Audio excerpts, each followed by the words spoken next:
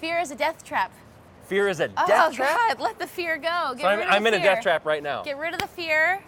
Believe in yourself. You have to just make peace that it may exist, but it's not going to be a part of you.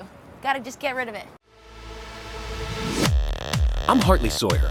I'm an actor, an activist, and a full-time work in progress. I am my business. I'm the CEO of me. Pursuing my goal has been a bigger challenge than I ever imagined. And taking risks, it doesn't always come easy for me. So I've come to New York to find how and where some of this city's most successful people find the courage, the strength to act, to roll the dice, make the leap, and make it happen.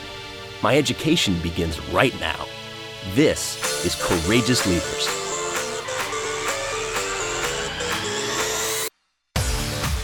With less than a month's rent in her bank account and 0 clients, Jocelyn Johnson took the leap. She started her own PR firm and she built her wings on the way down. Let's go find out how.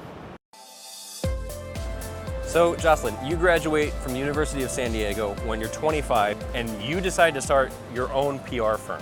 It's funny because I had been working in digital or in PR really, for like the last 5 years before that. And when I set out on my own, I had $2,000 in my bank account. I just relocated from LA to New York. I didn't have any clients because I didn't take them from the previous agency. I wanted to start fresh all on my own. Wait, so we're starting JJPR with 0 clients and with $2,000 in your bank account? Yeah. That sounds like a risk. I don't know, that sounds like a risk. It was a risk, but I just had a blind faith in the fact that I could do it. I was well positioned in my specialty, and I had worked with some of the great companies already, like Funny or Die and Daily Motion and Felicia Day. Right. And I fundamentally believed in myself. I just believed that I could do it.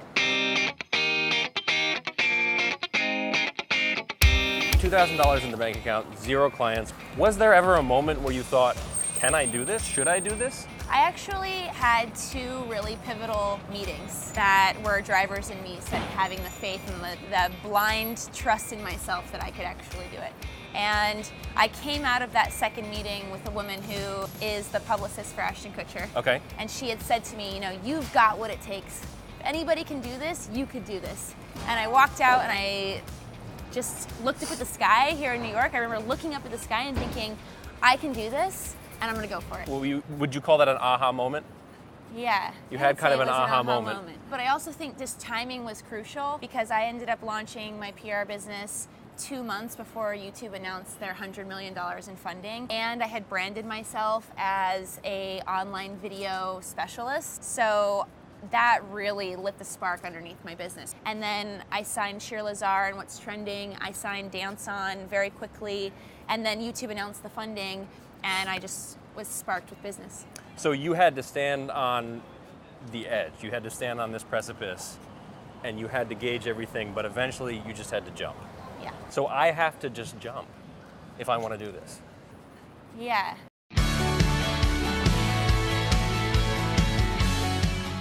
I'm personally somebody who struggles with doubt and with negative self-talk.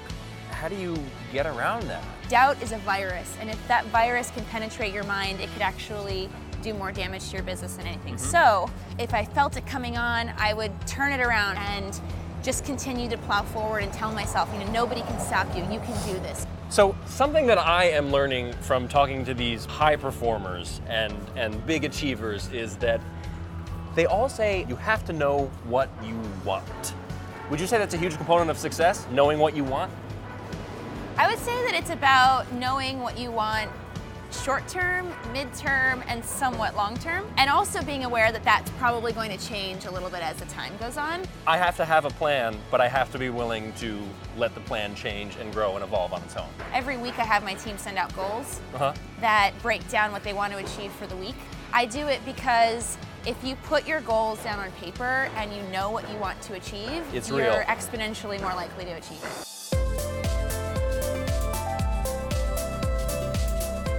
Are there any risk takers in your life that you've encountered or people that you've read about who you really admire? Honestly, I think every entrepreneur that has gone out and started any of the great businesses, or even just a business in general, I think is awesome. Especially some of those small businesses out in the middle of nowhere that aren't in the big startup world, that aren't taking huge VC money. Like, I almost admire those risk takers more than anyone. So I want to take a big risk. I want to stand on that precipice and I want to jump, I want to start a new business, I want to go for my dream, but I'm afraid. What advice do you have for me? Eliminate the fear, eliminate the doubt, replace it with can and belief, and start putting one foot in front of the other in terms of action items that you can get there. So it's an active decision to say, I'm going to see this fear and I'm going to replace it with something that will serve me better. Exactly. Any energy that is spent on thinking about that fear or not focused on how to get to the next stage of your business is ultimately energy that is not well expended. I mean, I fundamentally think that there's something inside of an entrepreneur that needs to just be able to take that leap of faith and know that they have the skill set and the tools in their toolbox to be able to assemble wings on the way down, and ultimately lean really hard into the belief that your business will take flight. I feel great. I feel so much more courageous now. For Jocelyn, fear is a death trap, so you just don't give it any power.